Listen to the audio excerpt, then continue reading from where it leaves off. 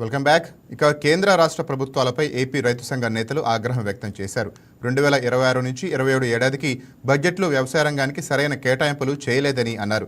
దేశంలో 14 కోట్ల మంది రైతులు ఉంటే కేవలం 5% లోపే కేటాయింపులు జరిగాయని అన్నారు. స్వామినాథన్ కమిషన్ సిఫార్సులు అమలు చేయలేదని కోరారు. అమెరికాతో చేసుకున్న ట్రేడ్ అగ్రిమెంట్ను వెంటనే రద్దు చేయాలని డిమాండ్ చేశారు. ఈ నెల 27న ముఖ్యమంత్రి చంద్రబాబుకు రైతు సమస్యలపై వినతి పత్రం అందజేస్తున్నట్లు తెలిపారు.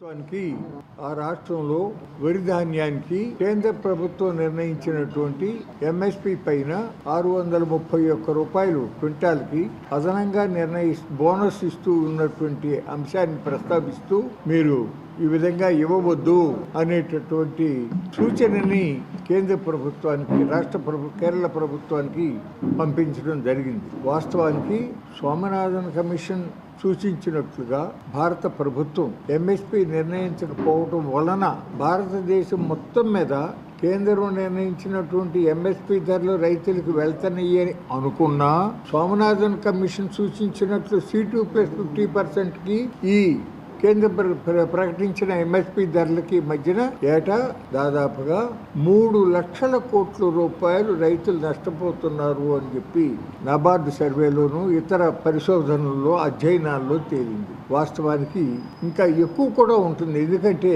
వరి ధాన్యానికే ఎంఎస్పి 100 మంది వరి రైతుల్లో 17 మందికి మాత్రమే ఆ ప్రయోజనం లభించుతూ ఉంది. తత్తిమ పంటల విషయం అసలు 2% 3% కన్నా ఎక్కువ లేని పరిస్థితులు ఈ రోజున అట్లా నడుస్తూ ఉంటే అమ్మ పెట్టదు, అడుక్కు తిననివ్వదు అన్నటువంటి ధోరణితో మోడీ ప్రభుత్వం వ్యవహరించడం సిగ్గుచేటు.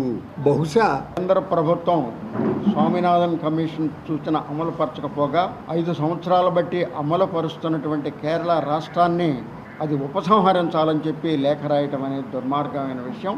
దాన్ని ఖండిస్తూ ఉంది ఆంధ్రప్రదేశ్ రైతు సంఘాల సమన్వయ సమితి. రెండవది, ఇప్పటికే యూరోపియన్ యూనియన్ తోటి అగ్రిమెంట్ చేసుకుంది, అమెరికాతోటి ఫ్రీ ట్రేడ్ అగ్రిమెంట్కి సిద్ధమవుతూ ఉంది. మన ప్రధానమంత్రి నోరెప్పటం లేదు, కానీ ట్రంప్ గారు మాత్రం అన్ని విషయాలు చెప్పేస్తున్నాడు. 18% సుంకం వేశామని. వాళ్ళు మనకి మనం దిగుమతి చేసుకునే వస్తువుల మీద అసలు సుంకం ఉండదని చెప్పి వాళ్ళు చెప్తూ ఉన్నారు. వీళ్ళు నోరెప్పటం లేదు. అదే జరిగితే మన వ్యవసాయ రంగం మొత్తం కూడా నాశనం అయిపోతుంది. రైతాంగం అంతా అప్పులు పాలైపోతారు, విధులు పాలవుతారు. అందుకని ట్రేడ్ అగ్రిమెంట్ని తిరస్కరించాలని చెప్పి ఎస్కేఎం పిలిపించింది. అందుకు అనుగుణంగా 27న ముఖ్యమంత్రి గారిని, ప్రతిపక్ష నాయకుడిని, వ్యవసాయ శాఖ మంత్రిని కలుసుకొని మెమోరాండం